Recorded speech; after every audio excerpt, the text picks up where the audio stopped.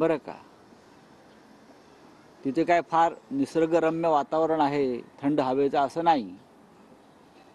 Macau असेल, Bangkok असेल, पण जायला हरकत नाही. माणसानं ह्या सगळ्या गोष्टी शिकल्या पाहिजेत, अनुभव घेतला पाहिजे, पाहिलं पाहिजे, निरीक्षण केलं पाहिजे. आणि अशा ठिकाणी जाऊन बसणं हा सुद्धा गुन्हा नाही. मी कुठे म्हटलं गुन्हा आहे म्हणून आम्ही. पण तुम्ही खोटं बोलता हा गुन्हा आहे. की तो मी नव्हेच, मी तिथे पिझ्झा खायला गेलो होतो. माझ्याकडे अजून व्हिडिओ आहेत, मी देऊ शकतो. मकावला मी सुद्धा गेलो आहे. खूप वर्षापूर्वी मकावची जेव्हा उभारणी सुरू होती तेव्हा एक गाव कसं उभं राहत आहे हे मी पाहिलं आणि सामनात लिहिलंय त्याच्यावरती. पण आपण जबाबदार लोक आहोत. महाराष्ट्रात काय चाललंय आणि परत तुम्ही इथून महाराष्ट्रामध्ये आम्हाला ज्ञान देणार, आम्हाला ज्ञान देणार विरोधकांना. भारतीय जनता पक्षाला हे अंगावरती ओढून घ्यायची गरज नव्हती. कशा करता. आता प्रत्यक्षदर्शी असं सांगतो, त्या रात्री त्या फोटोतल्या व्यक्तीनं 3.5 कोटी रुपयाचे पोकर्स विकत घेतले. आता पोकर्स काय मला नंतर कळलं. पोकर्स ही करन्सी है. त्या वो गैम्बलिंग में जो करन्सी लगता है, पैसा दो आप डॉलर्स वगैरह और ले लो, पोकर्स है. मुझे मालूम, कल मुझे किसी ने समझाया पोकर्स है. उनके सामने पिज़्ज़ा नहीं है, सैंडविच नहीं है, ये पोकर्स है, कॉइन्स है, पोकर्स बोलते हैं उसको. ये मुझे बताया गया, ये मुझे नहीं मालूम. तो 3.5 करोड़ के पोकर्स. उनके साथ और भी लोग थे उस महाशय के साथ. उस महाशय ने भी 2 करोड़ 3 करोड़ के पोकर्स खरीदी किए वहाँ. तो अच्छे दिन आ गए हैं बीजेपी के लोगों को. अगर बीजेपी कहते कि हमारे नेता है तो उसके मतलब है महाराष्ट्र के देश की जनता को नहीं, लेकिन आपके लोगों को अच्छे दिन आ गए. हाँ मग बोला. कुटुंबियांसोबत गेले होते असं सुद्धा त्यांनी स्पष्टीकरण. मग बरोबर आहे ना. मी काय म्हणालोय का. पण जे छायाचित्र प्रसिद्ध झालं त्यात त्यांचं कुटुंबीय कुठं आहे का. कुटुंबिया समेत जायला काहीच हरकत नसते. तुम्ही एवढं मनाला लावून का घेताय, कशा करता. आणि एवढी टोळधाळ जी सोडताय दीडदंबडीच्या आमच्यावर, त्याची काय गरज आहे का. हा काय गरज आहे का. हा एवढं तुमचं मन तुम्हाला का खाताय. तुम्हाला माहिती आहे ना, लोक प्रश्न विचारतील. म्हणून तुम्ही आमच्या नेत्यांवर, आमच्या सहकाऱ्यांवर, माझ्यावर, मी काय फार महत्त्व देत नाही, पण एवढी मोठी टोळधाड सोडण्यापेक्षा 2 वेळेस सांगता आलं असतं, हो मी पाहायला गेलो. तर चुकीचं काय आहे. आता लंडनला आमदारांचं शिष्टमंडळ गेलंय ना. लंडनला महाराष्ट्रातल्या आमदारांचं शिष्टमंडळ गेलं. आता आमदारांना वाटलं अशा प्रकारच्या एखाद्या जागेचा अभ्यास करावा, गेले. त्यात काय चुकीचं आहे. आता लोक गोव्याला जातात आमच्याकडे. ईशान्येमध्ये काही अशा प्रकारचे कॅसिनोज आहेत, गोव्याला जातात. आम्ही का म्हणतो का तुम्ही नाकारत्या कशा करता. मी खोटं का बोलताय की मी तिथे सकाळी इडली सांबार खायला गेलो होतो रेस्टॉरंट. फोटो ट्विट केला आणि त्यानंतर आदित्य ठाकरेंचा एका ग्लासामधून तो ग्लास आहे की डाएट कोकचं टीन आहे, चेक करा नीट बरं का. असे मोदींचे किती फोटो दाखवू. हा मोदी जे पितात तेच आदित्य ठाकरे पित होते. तोच ब्रँड आहे. बोललो ना काल. डाएट कोकचा स्पष्ट दिसतंय तो डाएट कोक आहे. 4 चौघात बसून ते डाएट कोक उभ्यानं पितायत हे दिसतंय ना. पण एवढे घाबरले हे लोक की त्यांना भान नाही की आपण आदित्य ठाकरेंचा कोणता फोटो ट्विट करतोय, सांगतोय. इतका डरपोक पक्ष. हातामध्ये ईडी आणि सीबीआय आहे म्हणून यांना फक्त यांच्यातली मर्दानगी जागी होते. या 2 एजन्सी आणि पोलीस यांच्या हातात नसतील ना तर यांच्यासारखे डरपोक लोक नाहीत. मी आत्ता सांगतो. आणि मला धमक्या देत आहेत. मला हे त्यांचे जे टोळझाडवाले टोळ भैरव मला धमक्या देत आहेत. या समोर या, समोर या, समोर. उगाच तोंड पाटील की करू नका. कधी यायचं सांगा.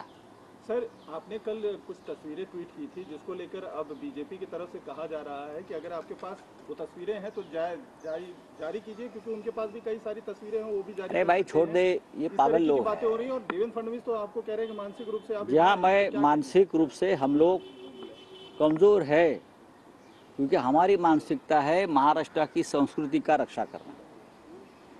हमारी मानसिकता है कि आप जैसे लोगों के साथ संघर्ष करना। हमारी मानसिकता है आप जैसे देश के लुटारों के साथ लड़ाई करना और देश को बचाना, ये हमारी विकृति है, समझ लो। हाँ, हम मानसिक दृष्टिया हमारी ये विचारधारा है। देश में दंगे कराना, जात पात के आधार पर झगड़े लगाना, देश को लूटना, एक उद्योगपति को देश बेचना, ये हमारी मानसिकता नहीं है। जो अपने राजनीतिक विरोधी है उनके खिलाफ एजेंसी लगाना, उनके बच्चों के खिलाफ एजेंसी लगाना, ये विकृति आपकी है, हमारी नहीं है। अगर हम निकालने जाए ना तो देश छोड़कर चले जाएंगे, मुंह दिखाने लायक नहीं रहेंगे ये लोग। लेकिन हमारे पास वो संस्कार है जो बाला साहब ठाकरे जी ने हमें दिया है कि घर तक मत जाइए। लेकिन उनकी मानसिक कमजोरी ऐसी है कि अपने राजनीतिक विरोधियों के बच्चे बीबी घर तक पहुंचते हैं और अपनी राजनीति करते हैं एजेंसी को। आपकी तस्वीर जारी करने का मकसद क्या था सर? तब फिर आप बताना क्या चाह रहे थे, दिखाना क्या चाह रहे थे? सवाल उस पर नहीं, ये भारतीय जुगाड़ पार्टी है, ये भारतीय जुगाड़ पार्टी है, गैम्बलिंग, ये गैम्बलिंग पार्टी है, भारतीय जुगाड़ पार्टी है। ये दुनिया को ज्ञान देते हैं, नैतिकता के पाठ पढ़ाते हैं हमको सबको। हाँ, विरोधियों के घर में एजेंसीज भेजते हैं नैतिकता के आधार पर। आप जैसी भ्रष्ट पार्टी देश में नहीं है। आप यहाँ एक करते हैं, बाहर जाकर दूसरी बात करते हो। आप डराते हो, धमकाते हो एजेंसी की ताकत के ऊपर। हिम्मत है तो सामने आइए। सर, कार्तिकी एकादशी पर डिप्टी सीएम हमेशा हर साल जाते रहे हैं विट्ठल की पूजा के लिए, लेकिन इस बार मराठा समाज जिस तरीके से आक्रोशित है, उन्होंने ही चेतावनी दे दी है कि दोनों डिप्टी सीएम को भी आएगा तो उसका वो विरोध करेंगे। तो पूजा जो एक पद्धति है, परंपरा है सर, वो जो है खटाई में पड़ती हुई दिख रही है। आप क्या कहें? ये सरकार की कमजोरी है। अगर सरकार इस राज्य के जो प्रमुख भगवान है, कुलदेवत है, उनकी पूजा नहीं कर सकते तो उनकी ये कमजोरी है। बैठकर बात करनी चाहिए, जाना चाहिए, पूजा करनी चाहिए। आप हिंदुत्ववादी है ना, अपने आप को हिंदुत्ववादी मानते हो ना, तो आप हमारी राज्य की कुलदेवता को, आप कार्तिक एकादशी को पूजा के बिना कैसे छोड़ सकते हो? सर, जरांगे पाटिल आज एनसीपी का जो इलेक्शन कमीशन में मामला चल रहा है, कल ये कहा गया कि फॉल्स डॉक्यूमेंट सबमिट किए हैं अजीत पवार ग्रुप की तरफ से, तो उनके ऊपर क्रिमिनल कंप्लेंट हो सकती है, लेकिन इलेक्शन कमीशन नहीं कर रहा। इलेक्शन कमीशन कुछ नहीं करेगा, ना इलेक्शन कमीशन करेगा, ना राज्यपाल करेगा, ना विधानसभा के स्पीकर करेगा। मैंने पहले भी कहा है, ये भारतीय जनता पार्टी के आज जो दिल्ली में सत्ताधारी बैठे हैं उनके तोते हैं सब। इलेक्शन कमीशन, राज्यपाल, सभी को एक स्वाभिमान की जो रीढ़ की हड्डी चाहिए वो नहीं है। जब मैं ये आज के इलेक्शन कमीशन को देखता हूँ तो मुझे शेषन साहब की याद आती है। शेषन साहब ने जो एक रीढ़ की हड्डी दी थी इस इलेक्शन कमीशन को, वो अब नहीं है।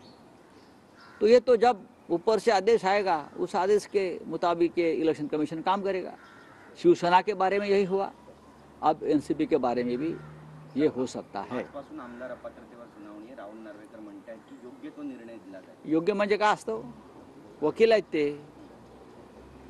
योग्य म्हणजे काय असतं? इतका वेळ, 1 वर्ष, सव्वा वर्ष योग्य निर्णय घ्यायला लावतात विधानसभेचे अध्यक्ष, ज्याला आम्ही ट्रायब्युनल म्हणतो. ट्रायब्युनल, तुम्हाला निर्णय घ्यायचा आहे, तुम्हाला एक घटनाबाह्य सरकार या राज्यावर राज्य करताय आणि तुम्ही घटनात्मक पदावर बसलेला आहात. हा, घटनाबाह्य सरकार म्हणजे चोर लफंग्यांचं सरकार, लक्षात घ्या. तुम्ही चोर लफंग्यांना समर्थन देताय, त्यांना संरक्षण देताय. अशा व्यक्तीने घटनात्मक पदावर बसणं हा देशाच्या घटनेचा अपमान आहे. मग ती इलेक्शन कमिशन असेल, विधानसभा असेल, राज्यसभा असेल, लोकसभा असेल, अशा घटनात्मक पदावर ज्याला घटनेची चाड नाही त्यांना बसू नये. सर, मल्लिकार्जुन खड़गे ने वर्बली अब्यूज किया है ऐसा कहा जा रहा है। किसको? मल्लिकार्जुन खड़गे ने वर्बली अब्यूज किया है पीएम मोदी के फादर को, और मोदी ने इसके ऊपर रिप्लाई किया है कि ऐसे तो नहीं थे खड़गे जी आप, क्या हुआ आपको? कांग्रेस मुझे मालूम नहीं। देखिए, खड़गे साहब जवाब देने के लिए बहुत समर्थ व्यक्ति है। हाँ, तो खड़गे साहब जवाब देंगे उस बारे में, और पूरी ताकत से जवाब देंगे। फडणवीस साहेब ज्या पद्धतीने तुमच्यावर हा? टीका झाली, मनोरुग्ण म्हणून तुम्हाला म्हणताय, हम आहे ना मनोरुग्ण मी. महाराष्ट्राच्या हिताचा विचार करणं. आज हुतात्मा दिन आहे. 105 107 हुतात्म्याने या महाराष्ट्रासाठी बलिदान दिलं, त्यांचं आम्ही स्मरण करतो. त्याच्यावेळी आम्ही करतोय, किंवा आम्ही मुंबईसह महाराष्ट्र भांडवलदारांच्या घशात, म्हणजे भारतीय जनता पक्ष जे अडाणीच्या घशात घालू इच्छिते त्या अडाणीला विरोध करतो. त्याच्यामुळे त्यांच्या दृष्टीने आम्ही मनोरुग्ण आहोत. हा, धारावी विकून एका उद्योगपतीला संपूर्ण मुंबईची सूत्र, मुंबईसुद्धा विकण्याचा डाव जे रचतायत मराठी माणसाची, त्याला विरोध करणं ही जर मनोरुग्णतेचा प्रकार असेल तर आम्ही आहोत म्हणावं. पण हा महाराष्ट्र तुम्हाला हवाय त्या पद्धतीनं मुंबई महाराष्ट्र आम्ही कोणाच्या घशात घालू देणार नाही. आणि कोण मनोरुग्ण आहे ह्या देशाची जनता ठरवेल लवकरच. विकृत कोण आहे, राजकीय विरोधकांच्या घरी त्यांच्या मुलाबाळांपर्यंत तपास यंत्रणांचे लोक पाठवून त्रास द्यायचा, ही तुमची विकृती. तुमच्या आजूबाजूला सगळे भ्रष्ट, बरं का, अनैतिक लोक बसले आहेत, त्यांच्याकडे तुमचं लक्ष नाही. प्रधानमंत्री मोदी सांगतात अजित पवारांनी 70,000 कोटीचा सिंचन घोटाळा केला आहे, ते तुमच्या बाजूला बसलेत मंत्रिमंडळात.